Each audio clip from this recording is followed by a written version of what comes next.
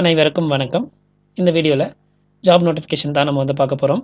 Central power research இன்ஸ்டிடியூட்ல job vacancy வந்து announce பண்ணியிருக்காங்க. அத பத்தின டீட்டெயில்ஸ் நம்ம பார்க்கலாம்.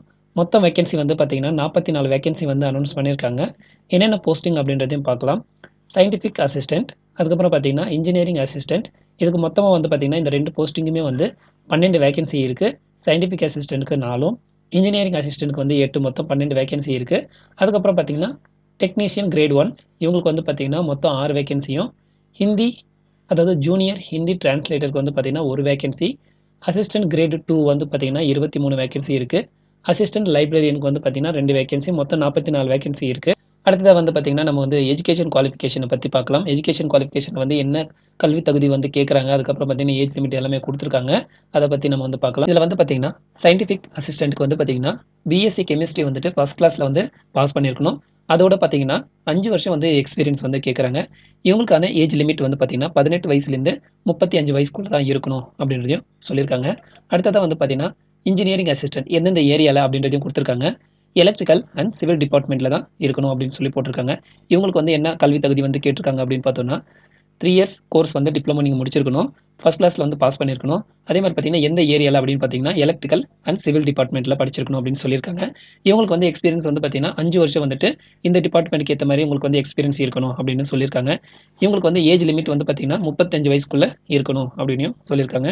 அடுத்ததா வந்து பார்த்தீங்கன்னா, டெக்னீஷியன் கிரேட் 1 இவங்களுக்கு வந்து பார்த்தீங்கன்னா, என்ன கல்வி தகுதி கேட்டிருக்காங்க அப்படின்னு பார்த்தோம்னா, ஐடிஐ ட்ரேட் சர்டிஃபிகேட் வச்சிருக்கணும். அதில எதுலன்னு பார்த்தீங்கன்னா, எலக்ட்ரிக்கல் டிபார்ட்மெண்ட் சம்மந்தப்பட்ட ஐடிஐ ட்ரேட் சர்டிஃபிகேட் நீங்க வந்து வச்சிருக்கணும் அப்படின்னு சொல்லியிருக்காங்க. இவங்களுக்கு வந்துட்டு ஏஜ் லிமிட் வந்து 28 வயசு தாண்டி இருக்கக்கூடாது அப்படின்னு சொல்லியிருக்காங்க. அடுத்ததா என்ன சொல்லியிருக்காங்க அப்படின்னு பார்த்தீங்கன்னா, ஜூனியர் ஹிந்தி டிரான்ஸ்லேட்டர் வேணும் அப்படின்னு சொல்லியிருக்காங்க. அவங்களுக்கு வந்து கல்வி தகுதி வந்துட்டு நீங்க வந்து ஹிந்தி படிச்சிருக்கணும். ஹிந்தி படிக்கும்போது நீங்க வந்து பார்த்தீங்கன்னா, இங்கிலீஷும் ஒரு சப்ஜெக்ட்டா இருந்து படிச்சிருக்கணும். ஹிந்தி வந்து டிகிரி வந்து முடிச்சிருக்கணும் அப்படின்னு சொல்லியிருக்காங்க. இவங்களுக்கு வந்து ஏஜ் லிமிட் வந்து 30 வயசுக்குள்ள தான் இருக்கணும் அப்படின்னு சொல்லி போட்டிருக்காங்க. அதுக்கப்புறம் பார்த்தீங்கன்னா, அசிஸ்டன்ட் கிரேட் 2 இவங்களுக்கு வந்து பார்த்தீங்கன்னா, BA, BSc, BCom, BBA, BBM, BCA இந்த டிகிரி வந்து ஃபர்ஸ்ட் கிளாஸ்ல வந்து பாஸ் பண்ணியிருக்கணும். அதோட வந்து பார்த்தீங்கன்னா, மினிமமா நீங்க வந்து கிரேட் பிக்கான சர்டிஃபிகேட் அதாவது பேசிக் கம்ப்யூட்டர் கோர்ஸ் சர்டிஃபிகேட் நீங்க வந்துட்டு வச்சிருக்கணும். அதுவும் வந்து பார்த்தீங்கன்னா, யார் நடத்தியிருக்கிற சர்டிஃபிகேட் அப்படின்னு பார்த்தோம்னா, national institute of electronics and information technology இவங்க நடத்தியிருக்கிறதுல பேசிக் கம்ப்யூட்டர் கோர்ஸ் சர்டிஃபிகேட் நீங்க வந்து வச்சிருக்கணும். இந்த ஜாப்க்கு அப்ளை பண்றதுக்கு முன்னாடி நீங்க வந்து வாங்கி வச்சிருக்கணும் அப்படின்னு சொல்லி போட்டிருக்காங்க. அடுத்ததா வந்து பார்த்தீங்கன்னா, அசிஸ்டன்ட் லைப்ரரி இவங்களுக்கு வந்து பார்த்தீங்கன்னா, டிப்ளமோ இன் லைப்ரரி சயன்ஸ் இதில வந்து முடிச்சிருக்கணும். டிப்ளமோ முடிச்சிருக்கணும். இவங்களுக்கு வந்து ஏஜ் லிமிட் வந்து பார்த்தீங்கன்னா, 30 வயசுக்குள்ள தான் இருக்கணும் அப்படின்னு சொல்லி போட்டிருக்காங்க. அசிஸ்டன்ட் கிரேட் 2க்கும் வந்து பார்த்தீங்கன்னா, 30 வயசு தான் குடுத்துருக்காங்க மேக்ஸிமம் வயசு. அடுத்ததா வந்து பார்த்தீங்கன்னா, சேலரி டீட்டெயில்ஸ் வந்து குடுத்துருக்காங்க. சயின்டிஃபிக் அசிஸ்டன்ட்க்கு வந்து பார்த்தீங்கன்னா, ரூ. 35,400லேருந்து ரூ. 1,12,400 வரைக்கும் வந்து சேலரி குடுக்குறாங்க. இன்ஜினியர் அசிஸ்டன்ட்க்கும் வந்து பார்த்தீங்கன்னா, சேம் சேலரி தான் வந்து குடுக்குறாங்க. அடுத்ததா வந்து பார்த்தீங்கன்னா, டெக்னீஷியன் கிரேட் 1க்கு வந்து பார்த்தீங்கன்னா, ரூ. 19,900லேருந்து ரூ. 63,200 வரைக்கும் வந்து சேலரி குடுக்குறாங்க. ஹிந்தி டிரான்ஸ்லேட்டருக்கு வந்து பார்த்தீங்கன்னா, ரூ. 35,400லேருந்து ரூ. 1,12,400 வரைக்கும் வந்து சேலரி குடுக்குறாங்க. அசிஸ்டன்ட் கிரேட் 2க்கு வந்து பார்த்தீங்கன்னா, ரூ. 25,500லேருந்து ரூ. 81,100 வரைக்கும் வந்து சேலரி குடுக்குறாங்க. அசிஸ்டன்ட் லைப்ரரியன் இவங்களுக்கு வந்து பார்த்தீங்கன்னா, ரூ. 25,500லேருந்து ரூ. 81,100 வரைக்கும் வந்து சேலரி வந்து குடுக்குறாங்க. அதுக்கப்புறம் பார்த்தீங்கன்னா, ஏஜ் ரிலாக்சேஷன பத்தி பார்த்துடலாம். அப்பர் ஏஜ் லிமிட் ரிலாக்சபிள் வந்துட்டு பார்த்தீங்கன்னா, ஆஸ் பர் கவர்ன்மென்ட் ரூல்ஸ் பிரகாரம் நாங்க வந்து குடுக்குறோம் அப்படின்றது மாத்திரம் தான் அவங்க வந்து மென்ஷன் பண்ணியிருக்காங்க. அடுத்ததா வந்து பார்த்தீங்கன்னா, அப்ளிகேஷன் ஃபீஸ் வந்து மென்ஷன் பண்ணியிருக்காங்க. Scientific assistant, engineering assistant, junior Hindi translator இவங்களுக்கான அப்ளிகேஷன் ஃபீஸ் வந்து பார்த்தீங்கன்னா, ₹1000 எல்லாருக்குமே ஜெனரல் எல்லாருக்குமே வந்து பார்த்தீங்கன்னா, ₹1000 வந்து நீங்க பே பண்ணணும் அப்படின்னு போட்டிருக்காங்க. அடுத்தது வந்து பார்த்தீங்கன்னா, technician grade 1, assistant great 2, assistant librarian இவங்களுக்கு வந்து பார்த்தீங்கன்னா, ₹700 வந்து அப்ளிகேஷன் ஃபீஸ் வந்து மென்ஷன் பண்ணியிருக்காங்க. இதில வந்து பார்த்தீங்கன்னா, எஸ்சி, எஸ்டி, பிடபிள்யூடி கேட்டகரிக்கும், எக்ஸ் சர்வீஸ்மேன், உமன் இவங்களுக்கு வந்து ஃபீஸ் வந்து கட்ட தேவையில்ல அப்படின்றத அவங்க வந்து மென்ஷன் பண்ணியிருக்காங்க. அதுக்கப்புறம் பார்த்தீங்கன்னா, இம்பார்ட்டன்ட் டேட்ஸ் வந்து குடுத்துருக்காங்க. ஸோ இந்த அப்ளிகேஷன் வந்து ஸ்டார்ட் ஆன டேட் வந்து பார்த்தீங்கன்னா, 5ஆம் தேதி மே மாதம் 2025 அன்னைக்கு காலையில 10 மணிக்கு வந்து அப்ளிகேஷன் வந்து ஸ்டார்ட் பண்ணிட்டாங்க.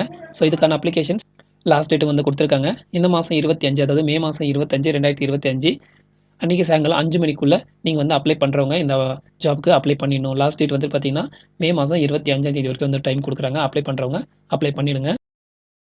அடுத்ததா வந்து பார்த்தீங்கன்னா, எக்ஸாம் சென்டர்ஸ் வந்து குடுத்துருக்காங்க. ஸோ எந்தெந்த ஏரியால நாங்க வந்து எக்ஸாம் வைக்க போறோம் அப்படின்றதையும் குடுத்துருக்காங்க.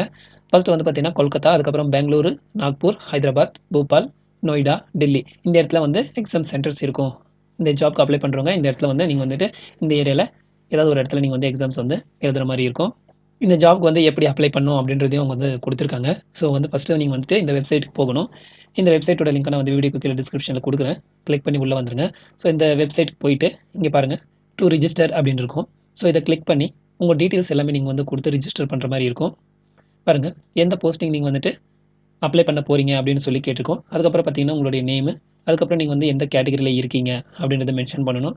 அதுக்கப்புறம் பார்த்தீங்கன்னா உங்களுடைய டேட் ஆஃப் பர்த், அதுக்கப்புறம் உங்களுடைய மொபைல் நம்பர், அதுக்கப்புறம் உங்களுடைய இமெயில் அட்ரஸ். இங்கே ஜென்ரேட் ஓடிபி கொடுங்க. ஸோ இமெயில் அட்ரஸ்க்கும் உங்களுடைய மொபைல் நம்பருக்கும் ஓடிபி வரும். அந்த ஓடிபி இங்கே என்டர் பண்ணிவிட்டு வெரிஃபை அப்படின்றத கொடுத்துருங்க. அதுக்கப்புறம் பார்த்தீங்கன்னா பாஸ்வேர்டு, உங்களுக்கு பிடிச்ச பாஸ்வேர்டை வந்து நீங்கள் வந்து என்டர் பண்ணுங்கள். அது இங்கே மேலே என்ன பாஸ்வேர்டை என்டர் பண்ணுறீங்களோ அதே பாஸ்வேர்டு இங்கே என்டர் பண்ணிவிட்டு கண்டினியூ கொடுத்துருங்க. கண்டினியூ கொடுத்துட்டு நெக்ஸ்ட் ப்ரொசீஜர் மூவ் பண்ணுங்கள். அதில் உங்களோட டீட்டெயில்ஸ் எல்லாம் கேட்கும். ஸோ ஐடி ப்ரூஃப்காக ஆதார் கார்டு இந்த மாதிரி உங்களோட ஐடி ப்ரூஃப் வந்துட்டு சப்மிட் பண்ணணும். அதுக்கப்புறம் பார்த்தீங்கன்னா உங்களுடைய ஃபோட்டோ, சிக்னேச்சர், அதுக்கப்புறம் என்னென்ன டாக்குமெண்ட்ஸ் எல்லாம் கேட்குமோ அதெல்லாம் வந்து நீங்கள் வந்து அப்லோட் பண்ணுற மாதிரி இருக்கும். அப்லோட் பண்ணிவிட்டு ஃபைனலாக வந்து அப்ளிகேஷன் ஃபீஸ் வந்துட்டு உங்களுக்கு எக்ஸெப்ஷன் இருந்துச்சுன்னா அது விட்டுலாம். இல்லைனா எக்ஸாம் ஃபீஸ் வந்து நீங்கள் வந்து பே பண்ணணும். கடைசியாக அப்ளிகேஷன் ஃபீஸ் வந்துட்டு பே பண்ணிவிட்டு அப்ளிகேஷனை வந்து சப்மிட் பண்ணிடுங்க. அவங்களே வந்து பார்த்தீங்கன்னா இந்த பிடிஎஃப்ல எப்படி வந்து அப்ளை பண்ணணும் அப்படின்றத அவங்க வந்து மென்ஷன் பண்ணியிருக்காங்க.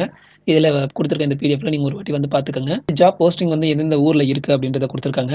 அதாவது பெங்களூர், போபால், ஹைதராபாத், நாக்பூர், நாசிக், நொய்டா, அதுக்கப்புறம் குவாஹாட்டி, அதுக்கப்புறம் பார்த்தீங்கன்னா ராஜ்பூர், இந்த ஏரியாவில் ஜாப் போஸ்டிங் போட போகிறாங்க அப்படின்னு சொல்லி கொடுத்துருக்காங்க. இந்த வீடியோ உங்களுக்கு யூஸ்ஃபுல்லாக இருக்கும்னு நம்புறேன். இந்த வீடியோ நான் பார்த்துக்கு ரொம்ப நன்றி.